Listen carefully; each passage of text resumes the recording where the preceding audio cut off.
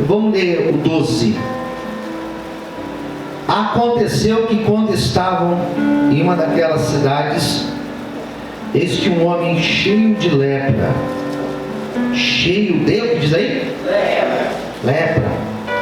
Vendo a Jesus, prostrou-se sobre o seu rosto e rogou-lhe, dizendo: Senhor, se quiseres, pode limpar-me. Tem Bíblias que tem a palavra purificar-me. Quem tem a palavra purificar-me? Olha lá, alguns de vocês. E ele, estendendo a mão, tocou-lhe, dizendo: quero ser limpo. E logo a lepra desapareceu dele. E ordenou que ninguém o dissesse. Mas disse-lhe: vai e mostra-te ao sacerdote e oferece pela tua purificação o que Moisés determinou, para que lhe sirva de testemunho. Porém a sua fama se propagava ainda mais, e ajuntavam-se muita gente para ouvir, e para por ele ser curada das suas enfermidades. Porém ele se retirava para os desertos e ali orava. Vamos curvar nossa cabeça e fechar os olhos. Fale conosco, Senhor, nesta manhã de domingo. Obrigado, Pai, pela última Santa Ceia do ano que nós vamos celebrar hoje. E eu te peço, Senhor, usa a minha vida. Abençoe aqueles que estão aqui presentes, presencialmente, e aqueles, ó Senhor, que vão assistir depois ou que estão assistindo de qualquer parte de onde elas estiverem. Fale conosco, em nome de Jesus. Amém. Vamos aplaudir ao Senhor. Amém.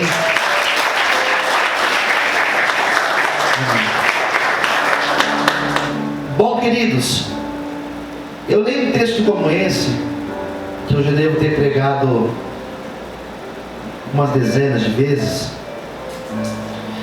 e automático, quem prega lê um texto como esse e já começa a pensar nos possíveis caminhos que você pode levar a pregação, né? Falar do milagre de Jesus, falar sobre a lepra, são possíveis caminhos, né?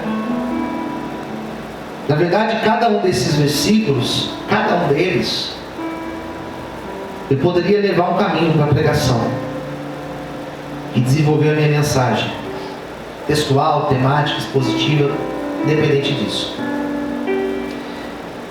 Mas eu li esse texto ontem com um olhar muito diferente. Pode ser que alguma das vezes que eu ministrei já tenha citado isso, mas não foi a minha ênfase principal da minha citação.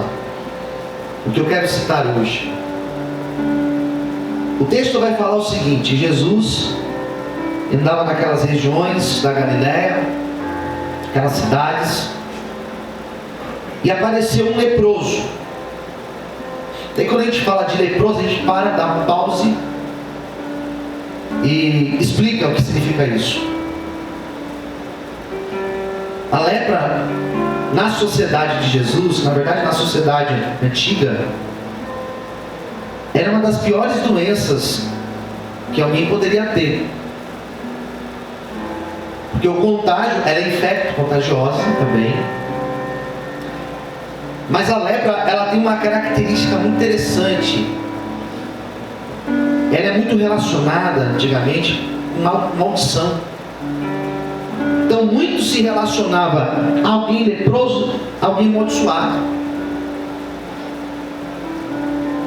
É igual a pessoa antigamente, no começo da década de 90, década de 80, 90, quando se estourou, né, se falava do vírus do HIV, as pessoas que tinham AIDS, a doença, ela carregava com ela um peso de preconceito que hoje em dia ainda existe, mas é menor do que nessa época, anos 80 e 90, que não tinha muito clareza ainda.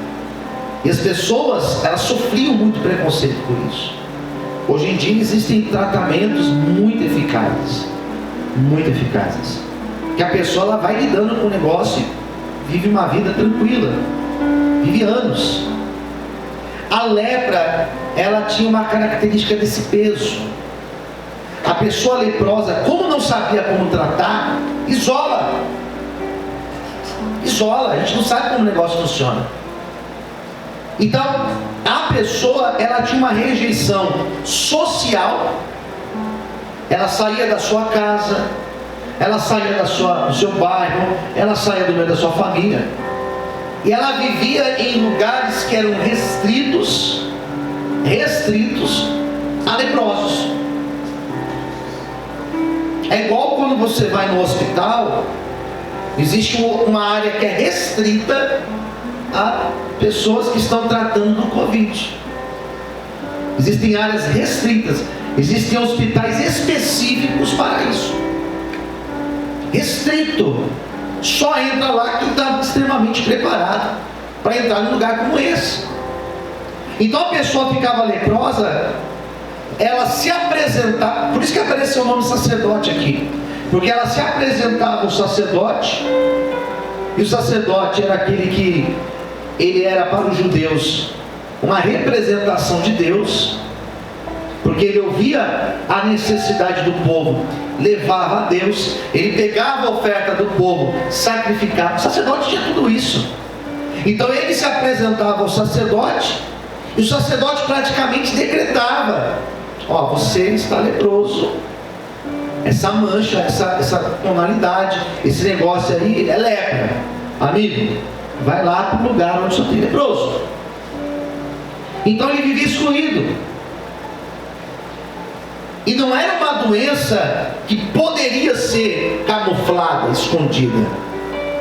Hoje você olha para uma pessoa e você não sabe se ela tem uma doença ou não, dependendo da doença. Você olha para a pessoa e às vezes você olha assim para ela, não parece estar com Covid, parece que ela tem HIV. Você olha para ela, não parece que ela tem, sei lá, não parece. Agora a lepra, você bate o olho e já denuncia. E além disso, a pessoa, ela tinha um sino que ela andava na mão. E se ela por acaso tivesse que ir de um lugar para o outro, ela tinha que andar com aquele sino. E conforme ela chacoalhava o sino, ela tinha que anunciar: leproso, sou leproso. E a rua esvaziava. Quem estava vindo na calçada corria para o outro lado. Então era uma doença que tinha toda essa característica. E esse homem do texto, que a gente não sabe nome, não sabe idade, não sabe se um dia tinha sido rico, aqui ele já era leproso, já vivia uma miséria de vida. O texto vai dizer o seguinte, vamos lá. Ele chegou, vendo Jesus, ele prostrou-se. O texto fala, né, que ele cai de joelhos. Ele abaixa a sua face sobre o seu, ele se prostra sobre o seu rosto, ele abaixa a sua face. Ele cai de joelhos aos pés do Senhor. E aqui fala: se o Senhor quiser, o Senhor pode me tornar limpo. Repita comigo: se o Senhor quiser, o Senhor pode me tornar limpo. Se o Senhor quiser, pronto. Aqui é a minha pregação. Se o Senhor quiser.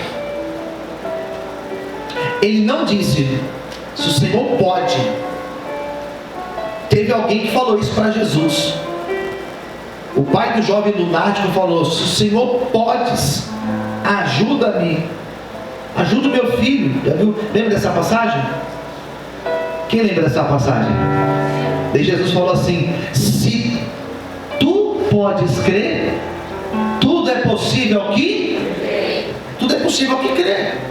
Ele não falou: se o Senhor pode me curar. A Bíblia tem gramática. Se o Senhor quer, se o Senhor quiser, poder tem. Poder de curar, Deus tem. Poder de ressuscitar alguém, Deus tem. Poder de abrir aquela porta, determinada porta que eu quero muito, Deus tem. Poder para trazer algo nas minhas mãos, que eu estou o ano inteiro chorando, Deus tem, poder tem, queridos. Nós não estamos aqui questionando nesta manhã de domingo, e não é a loucura de pregação de questionar o poder de Deus. Porque se existe um atributo de Deus que é incomunicável, é o atributo da onipotência. Deus é onisciente, somente Deus é onisciente. Deus, ele é onipresente, e somente Ele é onipresente, somente Ele pode estar aqui, pode estar lá, pode estar em todos os lugares ao mesmo tempo. Ele está em todos os lugares ao mesmo tempo, e Ele é onipotente, são os 3 ons. Todo o poder pertence a Deus.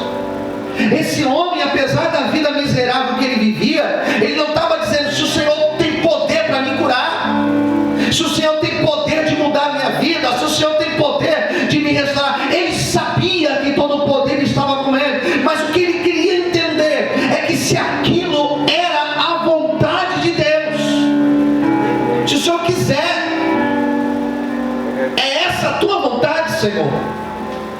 Quem entendeu, diga amém. E aqui mora a dificuldade, porque nós nos prostramos aos pés do Senhor, e nós pedimos e nós oramos. E ontem uma pessoa me procurou, e uma das pessoas que eu conversei ontem falou exatamente isso para mim. Então não adianta orar, pastor, então não adianta orar, porque e se não for a vontade de Deus, e se não for, então a gente não precisa orar. Eu falei: não é isso.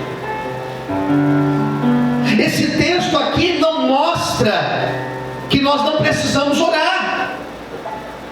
Esse texto, ele é o contrário, ele é um incentivo para nós orarmos, mas ele é um incentivo para nós orarmos da maneira correta. Existe uma maneira correta de orar, e a maneira correta de nós orarmos é a maneira que esse texto nos ensina. O homem cai de joelhos, põe a cara no chão. Aprendeu como orar? Ele cai de joelhos, ele põe a cara no chão e ele fala: Senhor, se o Senhor quiser, o Senhor pode me curar. A oração nossa não deve ser: Deus, o Senhor tem que me curar. A oração nossa não é: o Senhor tem que me dar essa bênção. A oração nossa não é: o Senhor tem que abrir essa porta para mim. A nossa oração não é: o Senhor tem que me dar essa vitória. Se o Senhor não me der essa vitória, não, querido e querida, a nossa oração tem que ser: Senhor, seja feita a tua vontade. Se o Senhor quiser, o Senhor pode me tirar daqui. Se o Senhor quiser, o Senhor pode tirar o meu filho de lá. Se o Senhor quiser, o Senhor pode restaurar minha sorte. Se o Senhor quiser, o Senhor pode curar quem está com Covid. O Senhor pode curar quem está com qualquer doença. Se o Senhor quiser, o Senhor pode ressuscitar o teu morto. Seja feita a tua vontade na minha vida. Aleluia.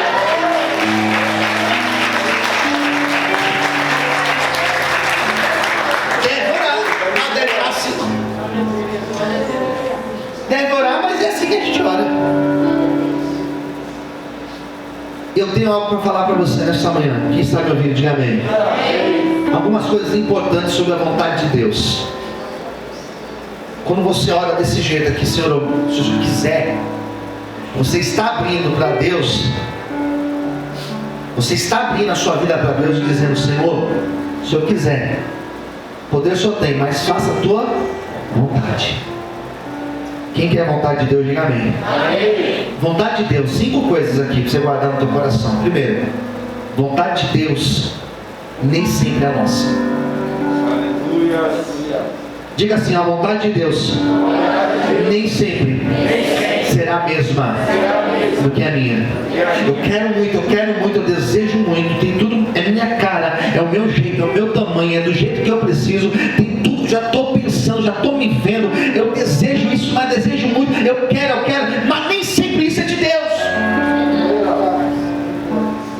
Aqui mora um grande conflito, porque às vezes nós queremos muito, mas muito algo, nós sonhamos e sonhamos muito com algo, mas isso não é de Deus para nós.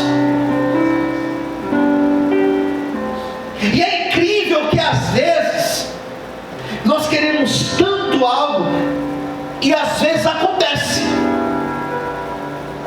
Às vezes nós queremos tanto aquele emprego e às vezes a gente entra lá. Às vezes nós queremos tanto uma pessoa e às vezes a gente consegue. E não é que você conseguiu, que foi de Deus para você. Você que foi. Mas eu queria tanto e deu certo. Se deu certo porque era de Deus, quem disse? Pastor, mas se Deus não poderia... Irmão, Deus pode tudo. A questão não é essa. A questão é que quando você quer algo, mas você quer muito, você quer algo, você quer muito, e acontece na tua vida, não significa necessariamente que foi Deus que te deu. Às vezes você pegou com a sua mão, às vezes você correu, fez um corre aí e foi lá e buscou. E Deus não tem responsabilidade nisso. Eu quero tanto aquela pessoa, tanto. E às vezes você tem. Às vezes você tem. E não tem nada de Deus esse negócio. E o que acontece quando a gente consegue algo que não é de Deus? Acontece uma tragédia, irmãos. Porque quando você pega algo que não é de Deus, você sai do centro da vontade de... Pronto, acabou. O pastor não tem que explicar mais nada. Pastor, mas se deu certo, nem sempre, irmão, se deu certo, porque era de Deus. Então a maneira de nós orarmos é: Deus, seja feita a tua vontade, Senhor. Porque o coração do homem, ele é enganoso.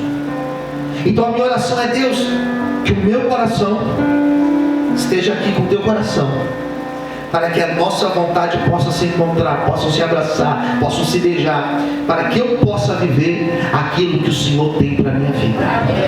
Posso ouvir um amém, queridos? Então a oração não é eu quero, a oração é: Senhor, seja feito conforme a tua vontade. Você pode dar glória a Deus e aplaudir o Senhor?